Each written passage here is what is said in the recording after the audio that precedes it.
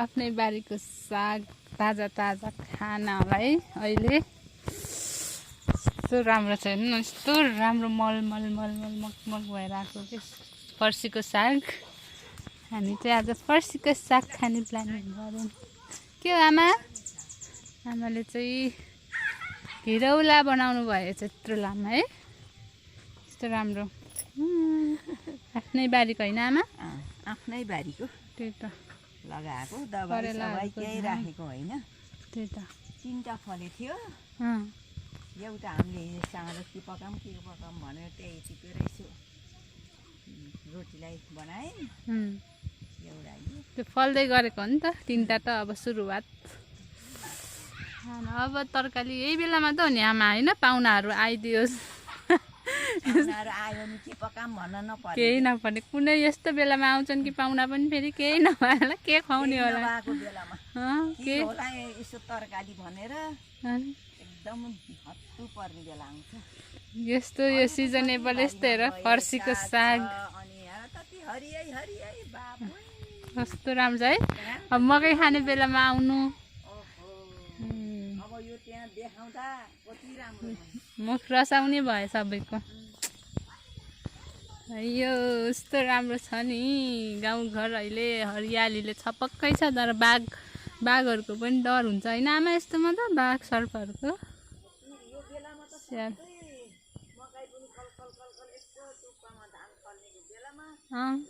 अम्बा बेलौती भन्छ हाम्रो घरतिर, यसलाई यो पनि फलिरहेछ। यो खाने बेला भएको छ, अब त सिजन हो के खाने होइन। हरियो डाँडा माथि भन्ने अब फर्सी फल्छ अब केही समयपछि।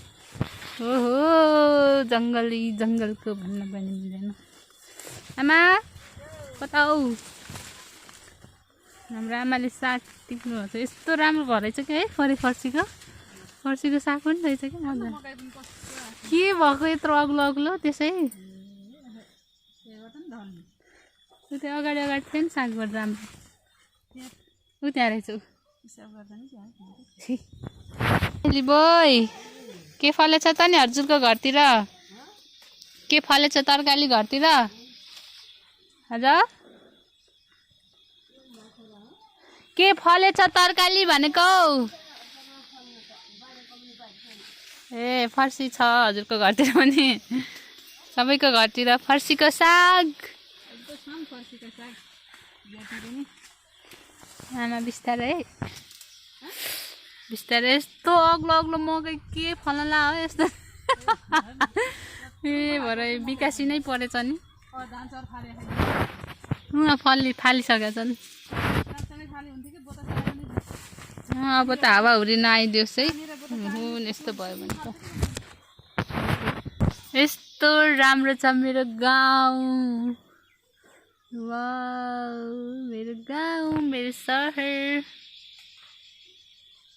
सुन्दरताको तिमी उदाहरण हौ भन्ने गीतलाई सुहाउँछ के।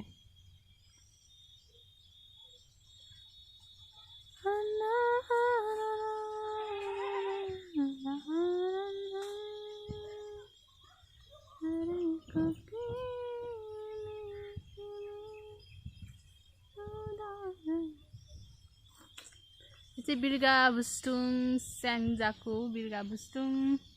यता हेऱ्यो भने चाहिँ डाँडाहरूको छ, यता पनि पहाडले घेरिएको बिचमा छौँ हामी। यस्तो राम्रो देखिन्छ। आमा कता पुग्यो हौ? मैले त केही देखिनँ त, कता पुग्नु भयो हौ? मेरी आमा मेरी आमा मेरी आमा।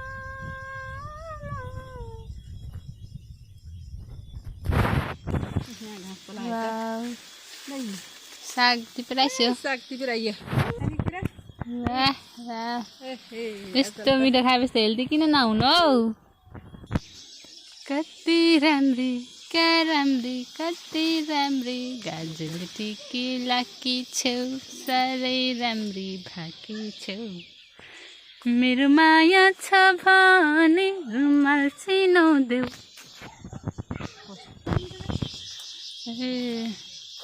माया गर। ओहो हाम्रो यहाँ काँक्रा नि फल्न थाल्यो रहेछ अलरेडी फली पनि सकेको रहेछ हाम्रो यस्तो राम्रो हो के अहिले त यस्तो राम्रो सिजन छ जे पनि खान पाइन्छ सानो माया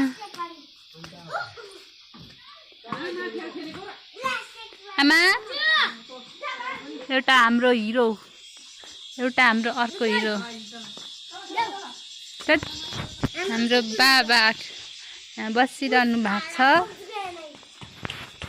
हाम्रो घरको वरिपरि यस्तो छ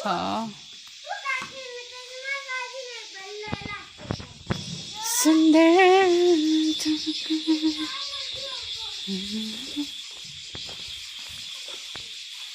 सागलाई ल्याएर यसरी मजाले पखालिन्छ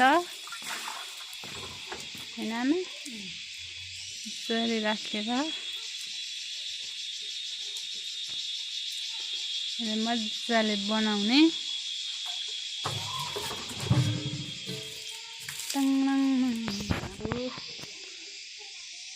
हामीले मजाले बनाउँछौँ फेरि दिदी आउँदाखेरि आउनु पर्ला नि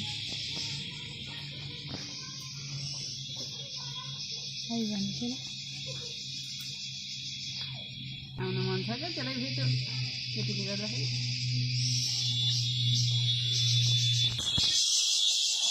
यसलाई हामीले मजाले बनाएर यस्तो बनायौँ अब हामीले यसलाई मजाले के गर्छौँ मामा फ्राई फ्राई फ्राई गरेर यमी तरिकाले खान्छौँ मेथी फुराउँछौँ तोरी फुराउँछौँ